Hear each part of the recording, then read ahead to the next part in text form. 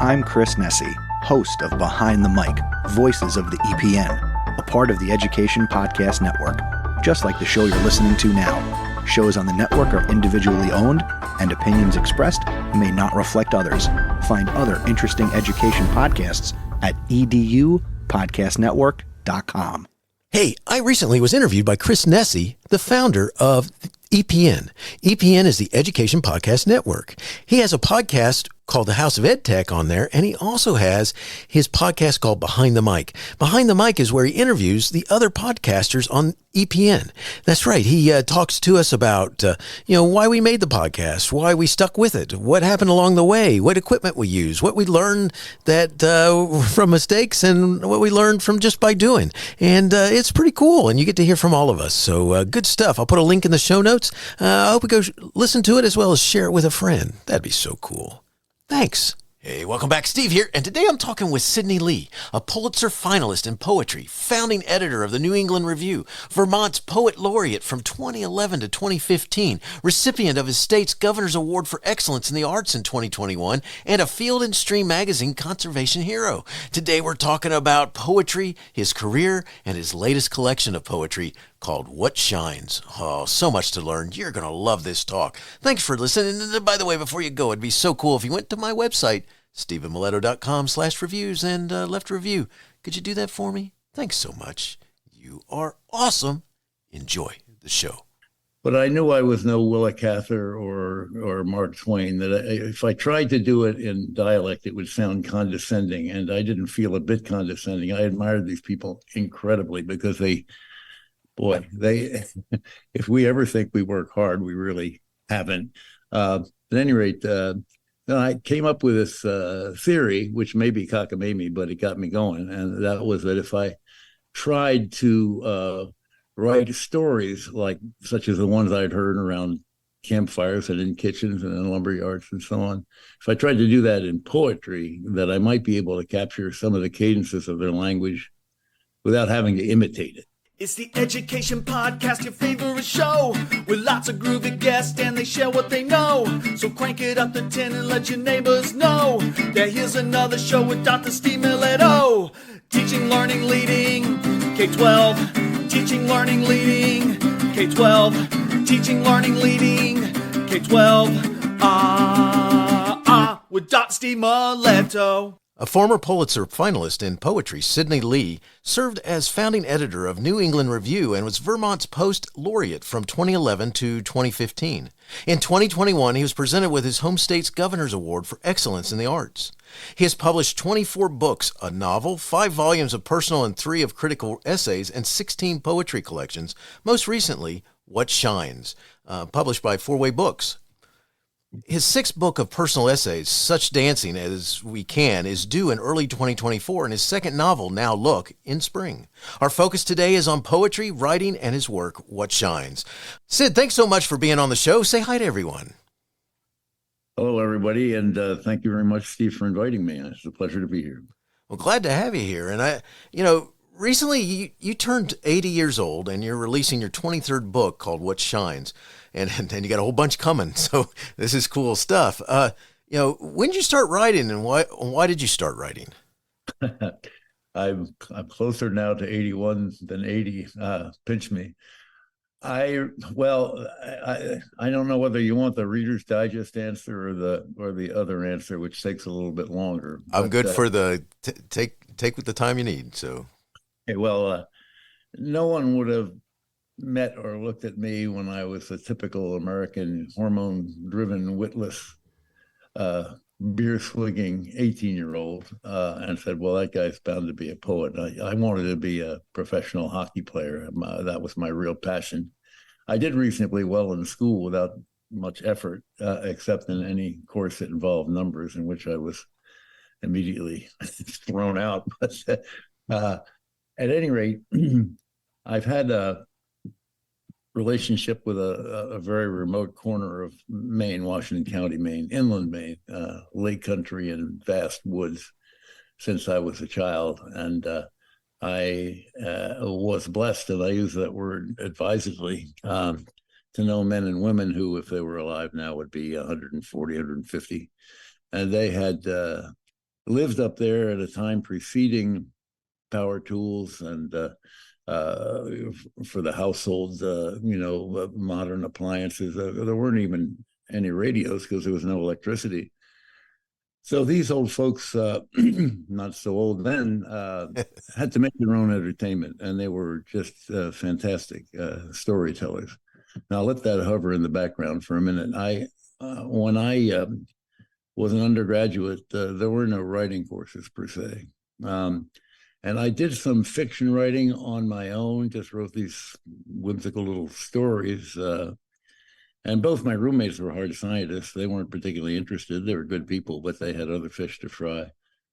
And then I got to my senior year, and I realized I was going to have to do something to make a living. It never occurred to me to be a writer. That was something that other people did, not me. There was some secret to it. Nobody had told me that. There were very few MFA programs in those days. Nowadays, you walk around the corner and there's one, but the famous one in Iowa, the one at Stanford, and so on. It never even entered my mind, excuse me, to apply to either of those. I didn't have a portfolio to begin with. I had, so I went on and took a year. I didn't have the certification for public school, but I took a job at a private day school, teaching at the high school level, teaching English and French, and at the end of which time I concluded that there was not enough money in the world to make me work that hard and to be on call every minute of the day when I was in the school. So I took the cushy way out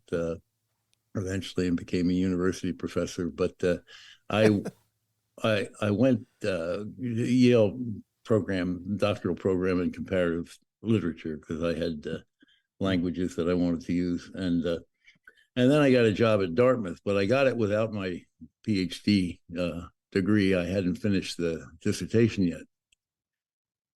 And I was really struggling with it because it was I was at Yale at the dawn of the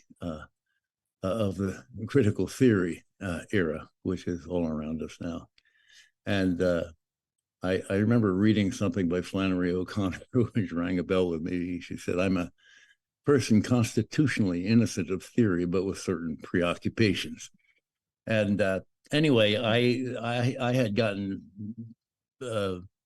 seduced into doing this theoretical exploration of 19th century supernatural literature, and I produced a document which is inscrutable to everyone, including its author. But I was having real trouble getting it done because I was a novice teacher and so on. When I was up for my second appointment as an assistant professor, the chair of the department came in, and he was a nice fellow, and we remained friends till his death. And he said, you really got to finish that dissertation, because it's kind of the rule here. If you don't have it after a certain period of time, you got to go. Well, I said, I know I'm struggling very hard to get it done. I'm spinning my wheels, and it's keeping me up at night and so on. He said, well, I got something I think that might help you, because I was all ears at that point. And he said, the students are clamoring for, this was at another Ivy League school at Dartmouth, where there are no writing courses. Students are clamoring for a creative writing course, and we're going to let them have one. And I'll let you teach it. And I said, well, why the hell would I teach it? He said, well, it's not a real course. You don't have to do any preparation. You go in and read the stuff and pat them on the back, and this will give you more time. One less preparation, you can finish your dissertation. Well, at any rate, I began to teach that course using that verb very loosely, I think. And I found myself motivated to start writing again myself. I kind of fell in love with all the students and their struggles to get this stuff down on paper, which never goes away. And I started to write. I wanted to get the voices of those old folks I mentioned at the outset onto the page. But I knew I was no Willa Cather or Mark Twain, that if I tried to do it in dialect, it would sound condescending, and I didn't feel a bit condescending. I admired these people incredibly because they, if we ever think we work hard, we really haven't. At any rate, then I came up with this theory, which may be cockamamie, but it got me going. And that was that if I tried to write stories such as the ones I'd heard around campfires and in kitchens and in lumber yards and so on, if I tried to do that in poetry, that I might be able to capture some of the cadences of their language without having to imitate it. So that's what I did. My early work was really very particularly narrative. I told stories often, and but they were in poetry. And there came a time when I was going to be up for tenure, and my friend, the chairman, had been replaced by my enemy, the chairman. We never said anything publicly to one another or even personally, but it was quite clear that we didn't really have much room for either for the other. Either one of us had any room for the other in his world. And he said, we got this thing, publish or perish. Well, I had gotten lucky early. I mean, I'd published in the New Yorker and the Atlantic, and I had a lot of other top tier literary journals. And I had a book under contract, my first collection of poetry. I mentioned that to him, and he said, well, it was just as if it was the same. It was teaching creative writing was not real teaching. So publishing poetry was not real public. So I decided I would go, and in those days, you didn't have to write a whole book that nobody would read, just a couple of essays that no one would read. And I said, well, I'll try and mine the old dissertation, take a couple of chapters, see if I can place them somewhere. And when I like to work for whatever reason, I like to work in the reference room in the Baker Library at Dartmouth, partly because there was rarely anybody there. They just come in and out, to check in those days, the Oxford English Dictionary, or wherever it may have been. Right. This space was presided over by a very stern woman whose name I did not invent, and neither did Charles Dickens. Her name was Miss Wormwood. Nice. And she was a real strict disciplinarian.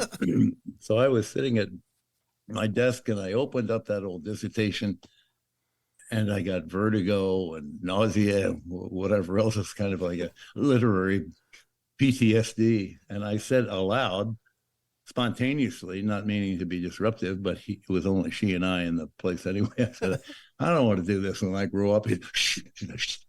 So I closed that document, and I've never looked at it since. I said, well, poetry is what I want to do. Writing is what I want to do. I'm just going to keep on doing it and see where the chips fall thereafter. And I did not get tenure, but I was almost immediately hired at Middlebury College in Vermont, which meant that which meant I didn't have to uproot my kids and so on.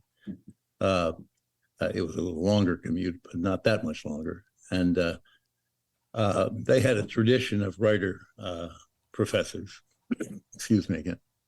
And I fit right in there, and I taught there quite a long time. And the last 10 years of my teaching career, I went back to Dartmouth in a graduate program called Master of Arts in Liberal Studies, and I was the head of the writing track through that degree. And then I retired in 2011. But that's how I got started with my writing. I was a real late bloomer. My first book didn't come out until I was just shy of 40. And even in my dotage, I don't seem to be looking back. I might do other things in my retirement, except I can't, and I do other things in my retirement, but I can't think of anything that really substitutes for writing in terms of responding to some inner urge that I have. That's awesome. That's, by the way, I'm sorry.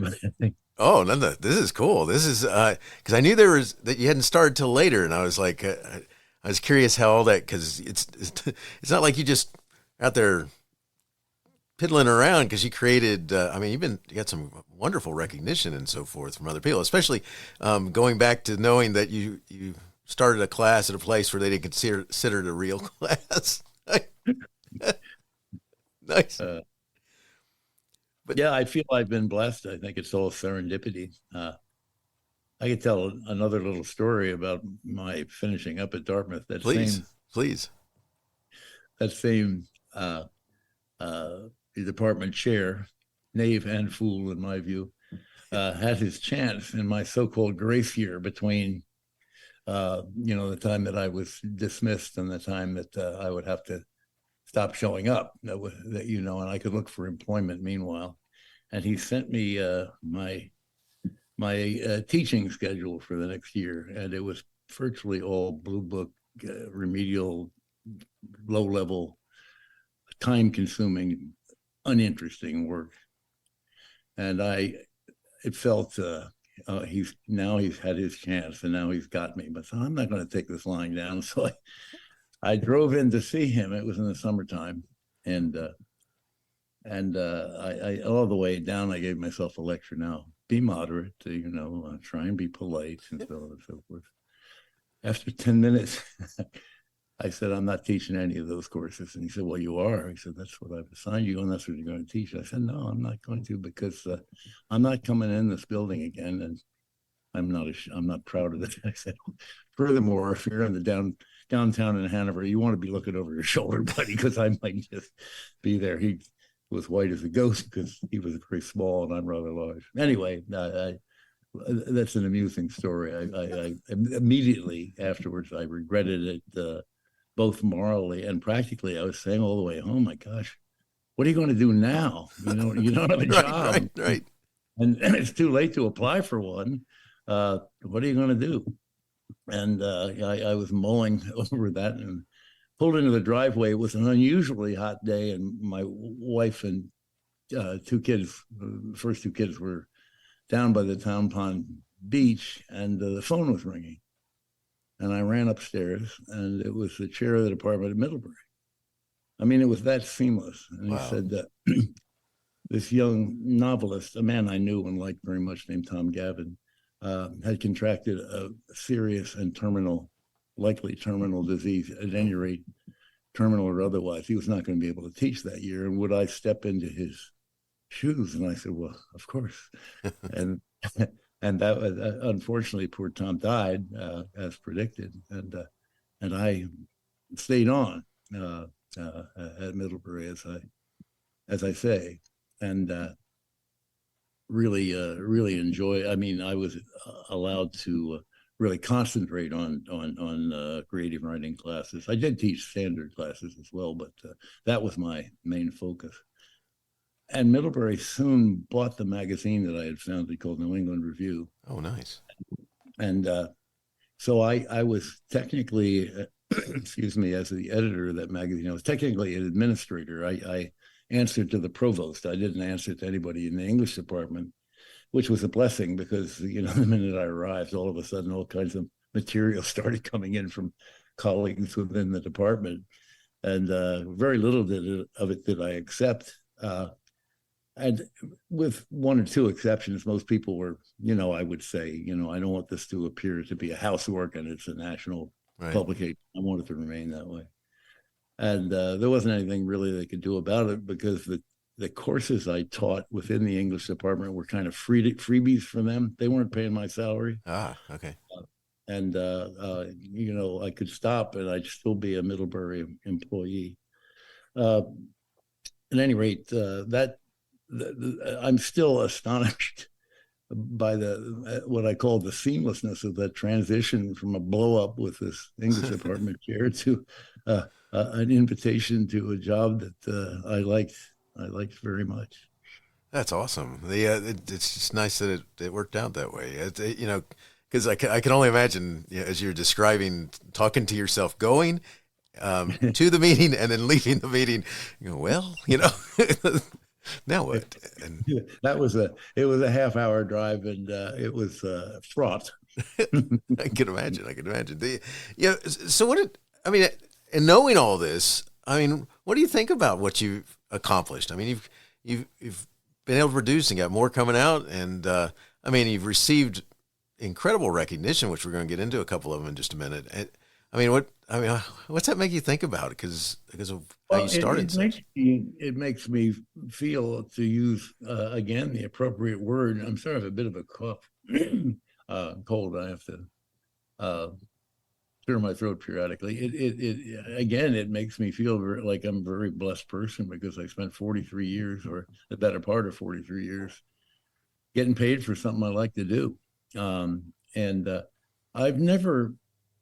It was very, very informative and instructive to have been an editor for those 13 years, because I learned a number of things. One is that one must never take rejection personally. Even back in the pre-computer days, we were getting 350 poems a week, 50 stories, 10 essays, something like that.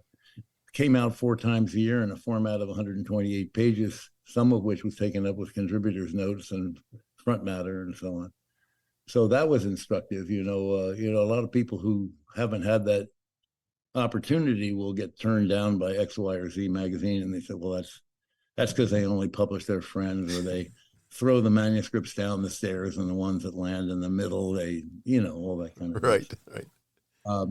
But it also, we published some people who became real heavyweights in time, and yet,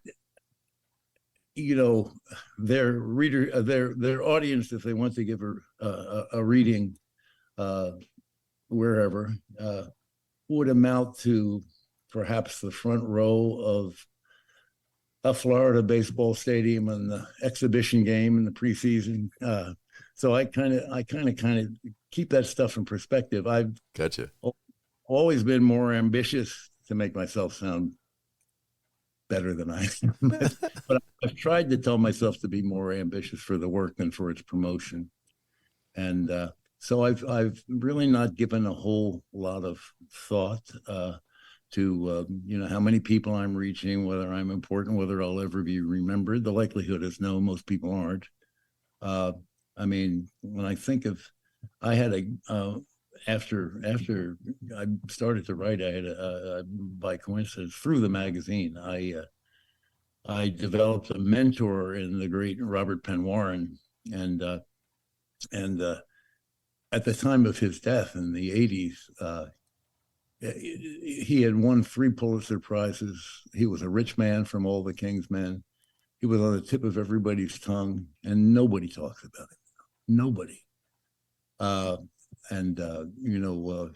recently, in writing an essay, I decided to look up some of the Pulitzer Prize winners, and the woman whose name I've already forgotten, though she's quite good, in 1939, I think she might have been the first woman recipient of the Pulitzer, was a person nobody's ever heard of. I mean, literally never heard of.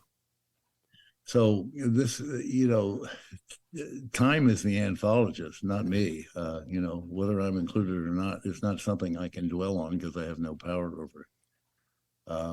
But it's, as I say, it's at some level, writing poetry, it's a very selfish act in a sense, because it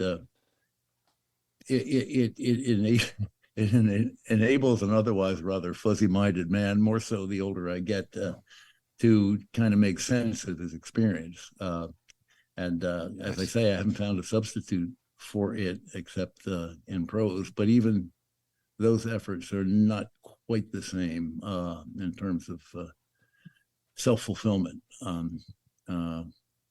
Well, I could go on, but no need. No, that's awesome. I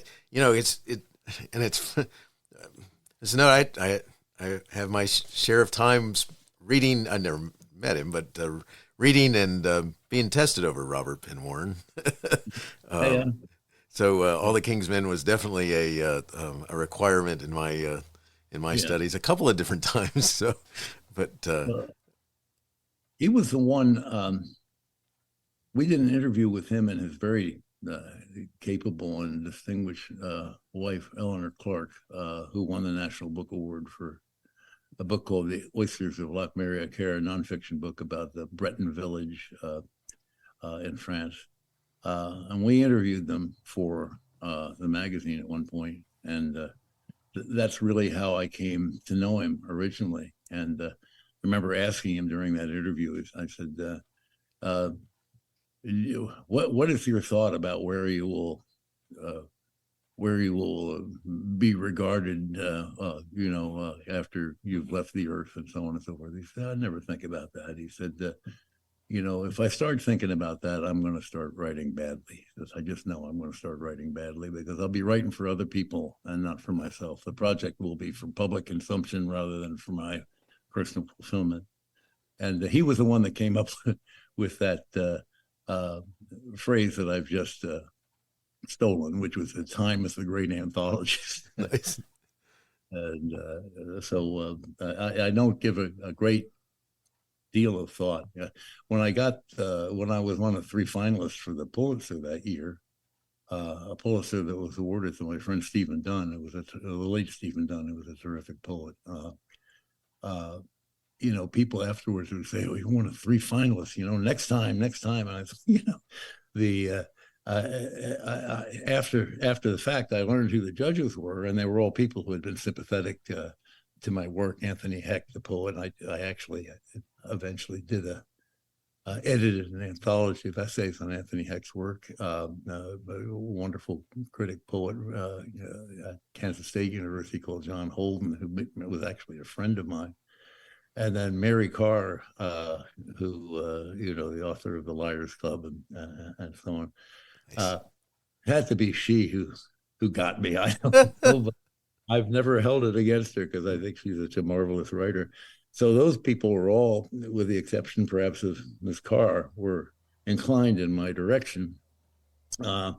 And the next group of judges, for all I know, the kind of thing I do would be completely uninteresting to them. So it's just the luck of the draw in so many ways.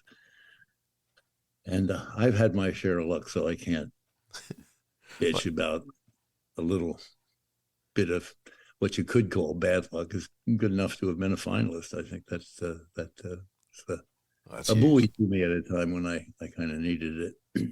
Gotcha. That's huge. I mean, and the recognitions that you've had, and I understand what you're saying is very humble. What your comments, but I mean, it's just so incredible. What especially in how it kind of the uniqueness in starting played as well. So great stuff. I mean, one of the things that now, from what I understand, you got all these degrees from Yale. Is it? Did that have any impact on your writing, or is that just something that you did? It's funny, I have a complex relationship toward that university. My mother was a very bright woman who had lost her father during the Spanish flu epidemic. She was only 5 at the time. Was an excellent student. And she was, her father's surrogate was her bachelor uncle, probably a gay man, thinking back, explosively angry at times. And I think that had to do probably with the frustrations of his situation. She revered him, and she went and said, I've been admitted to Radcliffe College, which was, top of the line in those days. And he looked at her and said, "Women don't go to college." Oh, wow. You knew the old man. There was just no appeal. If he made a judgment, that was it. You didn't get a chance to argue. So I feel that she, as the oldest of her 5, I became kind of her vicar. And I've internalized this. Maybe that's why I've written so much. It echoes in my mind. It took me a long time to be a good vacationer because I was always repeating her admonishment to me, which apply yourself, just apply yourself. Nice. And no matter how well I did in school, it was never quite good enough. And she determined early on that I was not to go to any old university. I was going to go to what back in those days was called the Big 3, Yale, Harvard, or Princeton. And so, I visited Cornell, and I liked that. And she immediately just made up a lot of lies about it. So lie. And so I had this, I hadn't really I'd never been to Princeton. I never went to Harvard. I went to Yale because I had a cousin there briefly. Didn't last. One time. I didn't do the admissions tour or anything like that. And I said, well, Harvard must be for bookworms and Princeton's for playboys. And so Yale must be somewhere in between. So that's where I'll apply. Well, I took my undergraduate degree there, but I never had a sense that I was getting what you might call a rounded education. I did pretty well, but I just would pick this course and that course, and they were mostly literary, to be sure, but history, sociology, whatever it might be. And so, after that year of teaching at the secondary level, when I decided to apply for grad school, I thought, well, you missed all the all the opportunities that that university offers when you're an undergrad. A lot of it had to do with overconsumption of alcohol. I quit the hockey team eventually to nurture that habit, on which more perhaps later. Uh, so why don't you go back there and take advantage of it this time around? And I loved graduate school. I really did. And I got there, the my capacity to apply myself seemed to come pretty naturally. It never quite pleased my mother. I wasn't the valedictorian of my class or anything like that, but she was reasonably proud and she was the only person who ever called me doctor. I don't usually people who insist on being called doctor or I don't know have their doctorates in education and maybe physical education or written a dissertation on football helmets or whatever it may be. And that's a little bit too general because I have lots of friends who fit the category of doctors of education. But at any rate, she whenever she'd introduce, my son, Dr. Sidney Lee. Nice. And so that's how I ended up back at Yale. And I was there at a really interesting time because, as I say, the young Turks, and now old men, many of them dead, had recently arrived. They were young. They were theoretically inclined. They were primarily Jewish people in this institution, which, though secular, had kind of the ancient ghost of white Christian gentlemen about it. So they're disruptive in their very persons and in their approach to literature. Now, the old new critics who were their seniors were brilliant men, many of them, and they were men, with one exception. I think that's the only, in any literary department, there was one woman back in those days. So they didn't see eye to eye on much. So there was a lot of ferment. It was a heady time to be there because, these changes were arriving, and I made much better friends really in graduate school than I did when I was in college. Unfortunately, at my age, many of them are falling by the wayside, or worse, losing their capacity to communicate. Just met one the other day. It was so sad that I've known for 50 years, and he knew who I was, but he didn't know much else.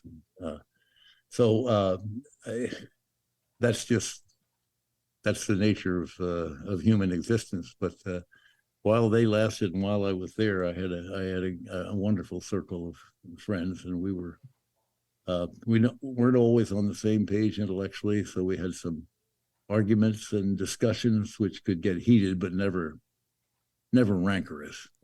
So I really liked it a lot. That's awesome. I have to say this because the first time I like a lot of old comedy. All right. Comedy from the past, and one of my favorites that I grew up with was Bob Hope, and especially his early movies. And he always had this little comment where he would play characters that were, supposedly graduated from Harvard, and at some point he'd have some derisive comment about Yale. And I always wondered if there was something to that, because like he'd he'd go to unlock something and it would be a Yale lock. Oh, it's a Yale lock, No, I at undergrads, people I don't really keep in touch with anymore, although they're fine, many of them. But, for them, the undergraduate years at Yale were peak experience, and they hate Harvard. I mean, I never for 1 minute thought I'd hate somebody because he went to Harvard or Princeton or University of Michigan or Tulane or whatever it might be. So I don't have any of that animus toward the theoretically competitive elite institution. I love old comedy too, although I incline toward the Marx. Oh, nice, nice. One of my favorite. I read a biography of Groucho, and the following incident was referred to, which I just thought flew perfectly Marxian in the Groucho sense. That one of his wives was a great social climber apparently, but she also was an occultist. She liked to go to seances and so on, and her dream came true when she got an invitation from a woman up in the Shishi part of Westchester County, New York, who was going to have a medium there who billed herself as Nairobi, and so Nairobi, she had this flack out front saying, "Well, Nairobi is this," and she's reaching the seventh level of contemplation or whatever it may be. And now she's here. Does anybody have any questions for Nairobi? And Groucho yelled, "What's the capital of South Dakota?" And I've always taken that to heart, because if there's one thing that troubles me, it's people that take themselves too seriously. Nice. And so I'm often thinking about that. But poet friends who think that what they're doing is so important that relationships with their family or friends or community or society are totally secondary. I want to yell, "What's the capital of South Dakota?" Nice. That is, and what a really good Groucho thing for. It's the ultimate as far as I know. Yes, that is awesome. One of the things I got to make sure that we do here, because I'm enjoying talking to you, and at some point you got to tell me about the hockey stuff. So, let's talk about what shines. I mean, that's your latest collection of poetry. Talk a little bit about what style. I mean, what makes up what Sid writes. Talk about that, and then let's talk a little bit about what Shines is all about. Well, I never sit down to write a book about something, not a book of poetry at any rate. I just accumulate a certain number of poems, and I say, well, there's a certain curve of energy that seems to have expended itself, and I look back at my material, and then the challenge is, how do I arrange this in such a way that it's what the French call a well-made book. It has a kind of a beginning, middle, and end, and so forth. And in this case, I found myself, although I've always had an oddly, I think it's because I remembered those old folks I described a while ago, an oddly retrospective cast to my poetry. But in my late 70s and then 80, the knock on the door is coming sooner than it was at one point. And so I looked at what I had written, and I saw that one of the things that fascinated me was the degree to which I was revisiting circumstances from earlier in life, sometimes very young in life, and comparing my perspective on them then to my perspective on them looking back upon them and having lived, subsequent 7 decades. And I like, the other day I was reading a group of poems at a public reading, and I realized most of them were kind of gloomy. And I said, I got to tell you, I'm lots of fun in real life. But I like, I don't like to, there's a certain amount of pain and disappointment, fear, given what's going on with the planet and with politics and so on in the book. But I like to end on a cautiously optimistic note. I like to see what shines, and that, I was speaking of trouble with alcohol. My mother, unfortunately, had a battle with alcohol and prescription drugs to the day she died. She lived a long time. I don't know how she did, really. At any rate, that made her complex as a mother. I think she always meant the best, but that kind of addiction changes your character, especially if you're under the immediate siege. And I know that because I inherited that. Now, I was blessed, again, to use that word, a long, long time ago to get into recovery from that. But one of the things I look at in that title poem, What Shines, is, there were difficulties in dealing with my mom, and she had them with me as well. And I said, it wasn't all bad, though. I don't want to give the impression it was all bad. She's a big, strapping woman, and she didn't mind corporal punishment right until I was about 14. I could finally handle her. She was incredibly strong. But what shines from all that experience? And that poem is it's ambivalent. There are things I remember that were not pleasant, and things I remember that were, or I think they were. That's part of it. That's right. How did you feel at that time? What was your response? That's what that title poem's all about.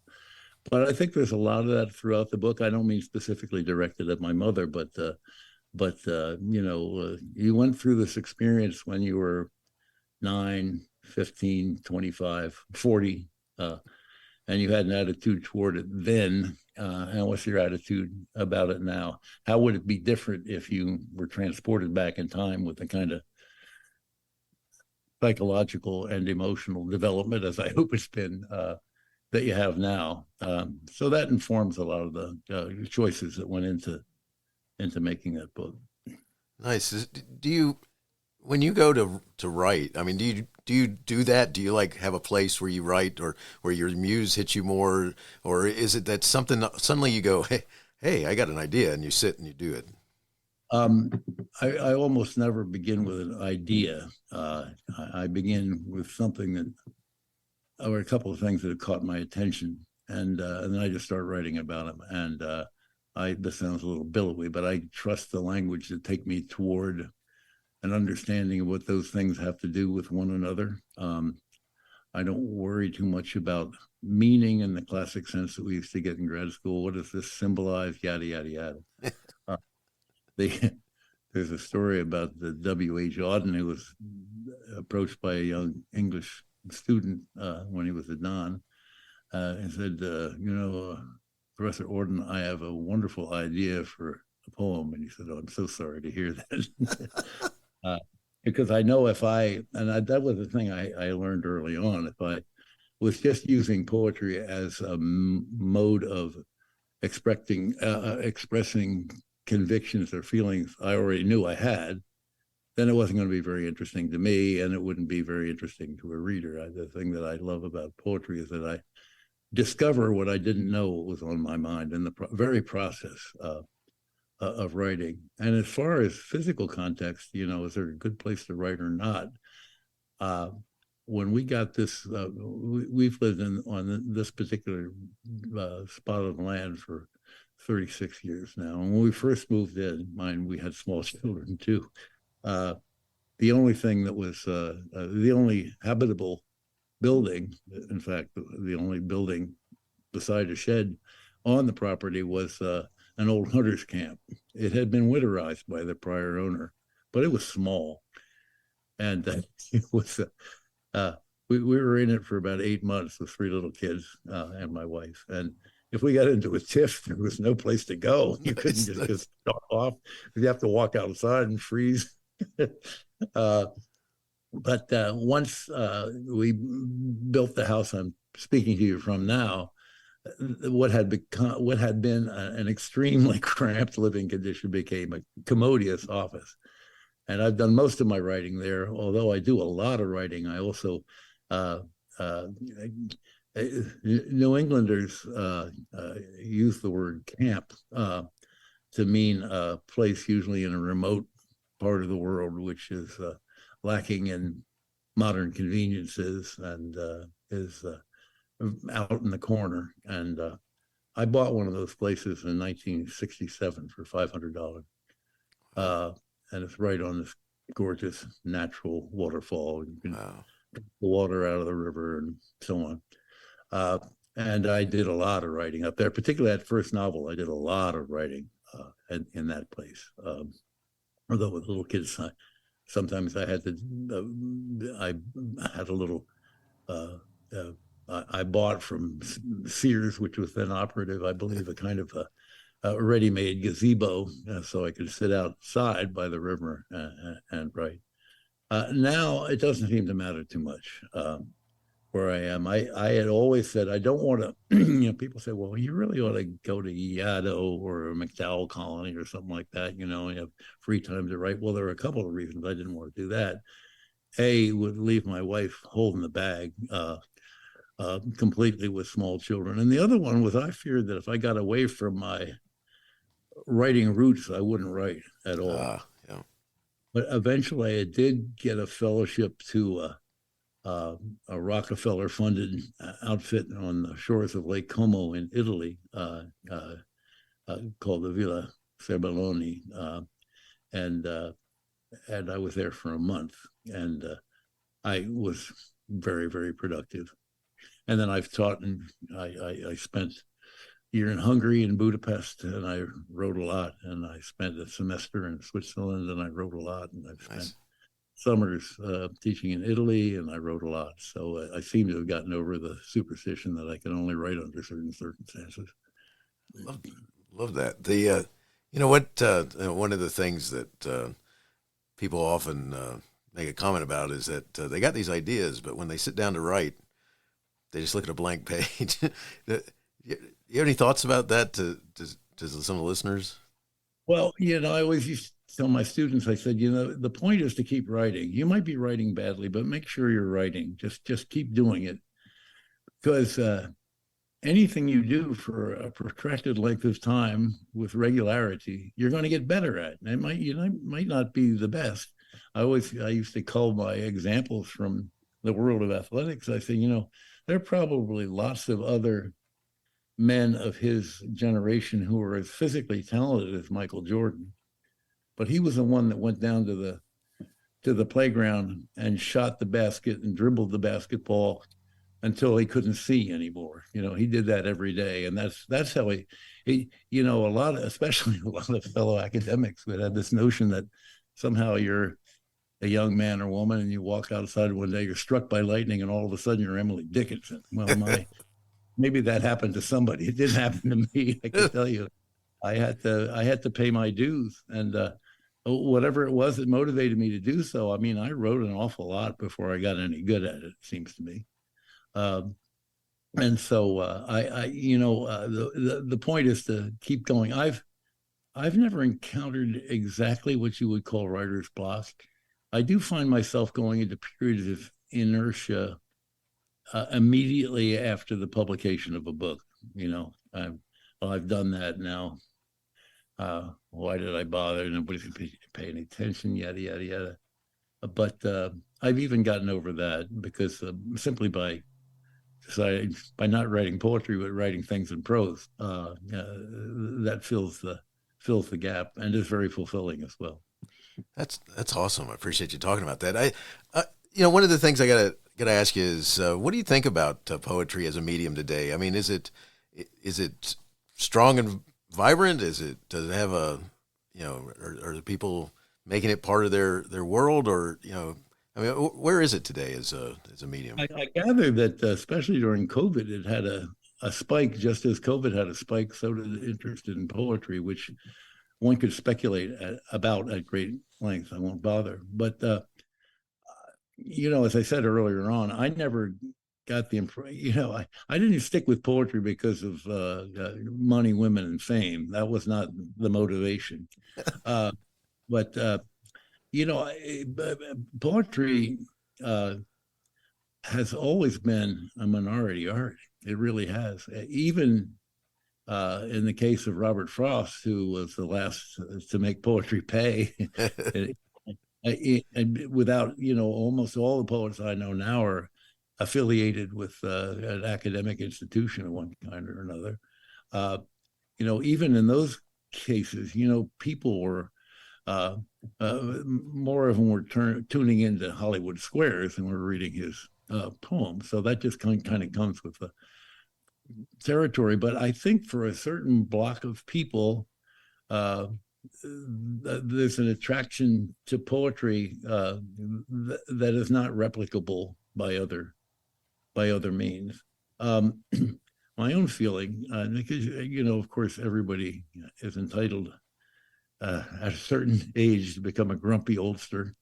A lot of contemporary poetry that I look at, published in prominent places, I look at it, I think, can people really be moved by this? I mean, how? I don't understand one word of what's going on here. And life is short, and I'm not going to try and learn the language that this person is writing in because I got other fish to fry. And I have all kinds of friends who write what I think is somewhat inscrutable poetry. I will obviously name no names. And they're always saying, well, it's capitalism, and it's commercialism, and it's this, and it's that, and so on, Philistinism, that they don't read poetry, and so on. I never say it, but I want to say, well, if you want to be read, you really ought to write something readable. And I spoke earlier on of my early poems being very narratively inclined because of that exposure to those old pioneers. I stopped writing straightforward story poems for the most part, but I never abandoned my interest in what I call narrative values, in the conventional sense, character, setting, dialogue, even.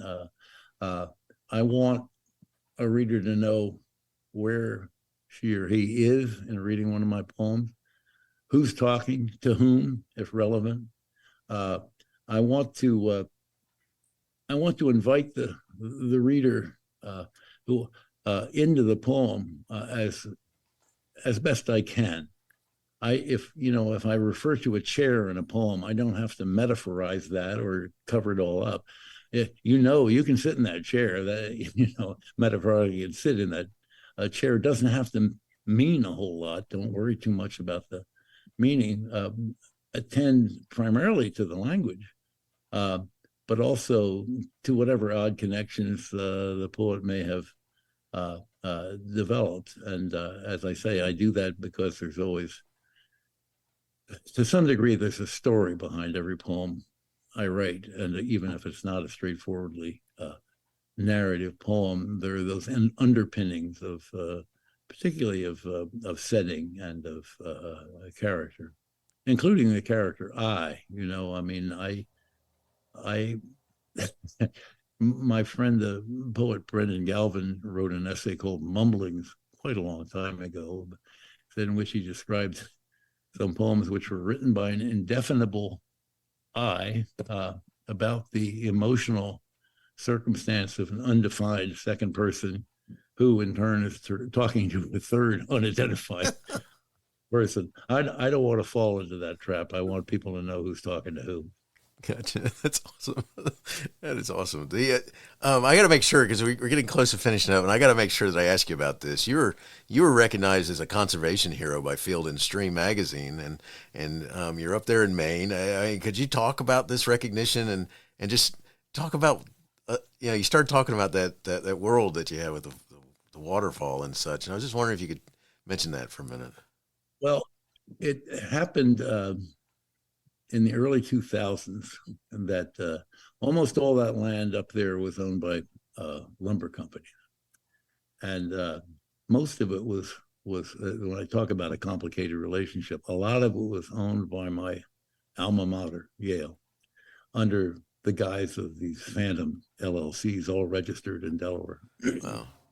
And word got out from within the industry that they were getting ready to make a final cut, as brutal a cut as the law would allow, and then put everything up for sale, because once the lumber was gone, it wasn't any good to them, so they were going to let the property be divided up into lots and so on and so forth. And it wasn't I who originated this idea, but it was local men, largely, though there are women as well, who make their livings in the summertime and in the fall as guides. And most of them minimally educated in a formal way, but many of them very, very bright. And one of them said to another, if this happens, that's the end of our way of life. Traditional use will vanish, and it'll become like any other developed piece of wild land. And we all know people with education and money whom we have guided. Why don't we see if we can't put a land trust together and somehow buy this property to ensure that it'll go on? And that was originally, we partnered with the New England Forestry Foundation. It's a wonderful organization whose interest is in woods products and how they can be used ecologically in the management of sustainable forests. We partnered with them, and we had this initial meeting, and their director stood up and said, well, $14 million, let's go raise it. Well, I looked around. That's a town that has 70 year-round residents. It's the second poorest county in Maine. And they said, this guy is smoking hashish or something. $14 million. Well, my younger brother, and I became co-chairs of a great learning experience. We became the co-chairs of the campaign committee to raise the money, which ended up being $35 million. Wow. And we managed to do so. And the proviso was, I mean, the alternatives to, cluttered estates, so-called quarter-acre estates on the beautiful lakeshore, the alternative was what's happened in a lot of the western states, where somebody would buy a huge amount of land, somebody with incredible means, and then put up gates and bars, and nobody could come in as private property and so on. Well, we wrote up our covenant when we put it into conservation, and the New England Forestry Foundation held the easement that traditional use and public access would be guaranteed in perpetuity. Nice.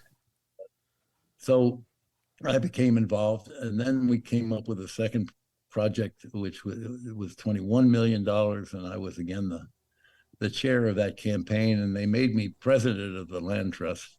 I said, I'm not a real good administrator. I said, no, we'll make you the president because it'll sound better when you're out shaking people down for money. And so we added another 21,000 acres, so that we own outright. Our community forest is almost 70,000 acres, and that's a working, sustainable forestry operation. And then around us, we've conserved almost 400,000 acres from development. It doesn't mean that it can't be ruinously harvested as timber, but at least it's not going to be full of McMansions and what have you. So I've been involved with that since 2001. And it was at the end of that first campaign, $35 million one, that I was named that conservation hero by the oldest of the outdoor magazines. I didn't think I was much more heroic than any of the other people, especially the local people who came up with the idea in the first place. But a nice little feather in my cap, I suppose. Very nice. Congrats on that. And I appreciate you sharing that because that's you're right. A lot of people who have the means buy a lot of land and then put the fences up, and it's unfortunate because that's so much to experience in something that's protected then. And New England has always been famous. It's unlike the West in this regard. I mean, not so much anymore, but I was an avid upland hunter when I was younger. I was particularly interested in developing good bird dogs. Nice. I never knew whose property I was on. I mean, if I was close to somebody's dwelling, I'd go in and say, "Is it okay?" I'd ask. But other than that, there's a lot of, even here in Vermont, I mean, there's a lot of open land with no obvious residence close by. And so, well, that looks like a good spot. I'll go in there. It never even gave me pause, and that's just what's done around here. That's changing as the demography changes, right. But it was always true when I was younger. That is awesome. That is something that I think in this world today. There's just a lot of focus on whose that is and whether you have access to it or not. So, right. But good we have a pretty good charge of land here, and we ask that people tell us who they are but we don't prohibit anybody unless it's somebody we know to be a felon in waiting. Gotcha. We deny access, and the people whom we do allow on the property are great vigilantes for us, because if somebody who is a slob will go out and shoot deer at night or bait them or anything like that, they'll find out and they'll let me know, and we can let the game warden know or just kick them off, as the case may be. So I'm glad to have it open to responsible people. That's awesome. Kudos for doing all that. Sid, we're bringing everything to a close. If someone wanted to find out more about you and learn about what shines and the projects you got coming up, where would you send them? Where do they need to go? Well, I have a website. It's just www.sydneylee.net. It was .com, and then somebody stole the domain. I'm so naive. I remain naive about the cyber world, so I had to change it to net. And then I also have about the Substack the institution, which is a kind of online newsletter. And you can subscribe to mine for free. Just go to substack.com and Google my name and I'll come up.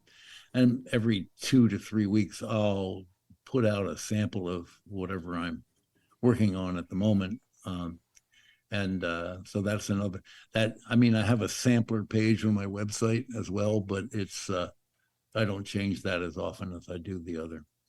Nice. Well, I'll put that information in the show notes so it's easy for people to find and take a look at it. And I got a question that I like to ask my guests. And but I was wondering before you go if you could share a little bit about that hockey thing, because I just was very enthusiastic about hockey. I was raised in Pennsylvania, and it was not a big, it was not nearly as all athletics, in my view, have become, what is the word I want? Have become so organized. I mean, the idea of we'll pick up baseball and basketball games, that kind of thing, ice hockey on a pond somewhere. No, you have to join a league. I have a 13-year-old grandson who, believe it or not, is being scouted by colleges already because he's such a good soccer player. Wow. And I don't say anything particularly prescriptive, but I said, remember the main point here is to have fun. And I think that sinks in with him. He can have fun and still be incredible. Yes. But so I joined a club hockey team, and I was pretty good. I wasn't the best player on the team. The best player on the team is dead now, but he went on to, he never made the NHL, but we did play in the AHL, the next step down. And then when I got to college, I played there. Again, there were more than one player better than I on my freshman team. We went undefeated that year, as I recall. And then I suited up for the next year, and the booze had taken over. Really, I devoted what spare time I had to getting drunk. I'm sorry to say, but so I put that aside. In all, clear-headedness, there was a better chance of my becoming Pope than it was of becoming an NHL player. But when you're young, you have your dreams. But yes. I did love the game a lot. Oddly enough, I don't even watch it on TV anymore. If I watch sports on TV, it's basketball or baseball. I played football and I played hockey, and I was pretty good at both of those. But I have no particular interest in them as pro sports. I look elsewhere. Nice. Well, I appreciate you sharing. Sid, this has been awesome. Last question I have for you is this. A big part of my audience are teachers and educators of different sorts. Do you have a teacher in your past who made a difference in your life? And if so, who was it? And what would you say if given the chance to tell that person thank you? The most influential teacher I ever had was my middle school and high school French teacher. He was the best teacher at any level I've ever encountered, even at really fancy institutions. He was an extraordinarily strict disciplinarian. But I remember walking into the first class in 7th grade, and he said, I want you to listen very carefully because this is the last English you'll ever hear in this room. And I did something wrong. And back in the old days, he was a big old strapping guy. He was a football coach too. And he smacked me over the back of my head and threw my notebook out the window and said, now go down and pick it up, in French, mind you. And so, of course, I was obliged to hate this man deeply. And after about 6 weeks, I said, I'm starting to kind of catch the hang of this French thing. I'm pretty good with languages.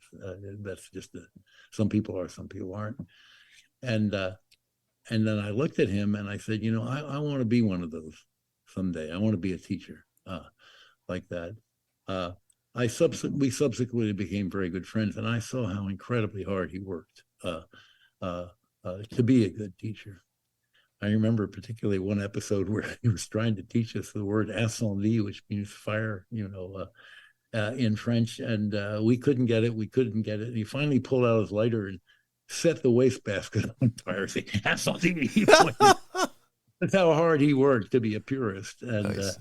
boy, I came out of that school and I went to France. I got a little fellowship from the Alliance Française, and people thought, they didn't think I was French, but they thought maybe I was Belgian or Canadian or something like that. Nice. I mean, that's faded to some degree because I don't use it as much as I used to. But we live very close to Quebec, so I get a chance every so often to go up there and trot it out again. That's awesome. That's really cool. And I made sure he knew how important he had been. Nice. I would, even after he had a stroke and was quite incapacitated, not mentally, but otherwise, because he couldn't speak very well. I couldn't call him on the phone, but I would write him an annual letter and tell him, you really changed my life. And I'll never, if I can get a little dewy thinking about it, I'll never cease being grateful to you for that. That's incredible. That's awesome. Sid, thank you so much for sharing your work, what shines, writing poetry, reading poetry, and all kinds of neat aspects of your life. I appreciate it. Wishing you the best in all you do. Well, this has really been a fun conversation for me. I hope your listeners may enjoy it as well. Hey, you have been listening to Teaching, Learning, Leading K-12, a podcast to help you help kids achieve their dreams. Teaching, Learning, Leading K-12 is a member of the Education Podcast Network. Podcasts for educators, podcasts by educators. Teaching, Learning, Leading K-12 is a member of the podcast network based in Canada called Voice Ed Radio. Voice Ed Radio, your voice is right here. The opinions expressed on Teaching, Learning, Leading K-12 are those of the guests and host. Teaching, Learning, Leading K-12 is intended to share ideas, advice, and suggestions. Teaching, Learning, Leading K-12 is produced for educational purposes. Hey, thanks for listening. It would be awesome if you visited my website at stephenmiletto.com and connected with me, left a review, and listened to more episodes.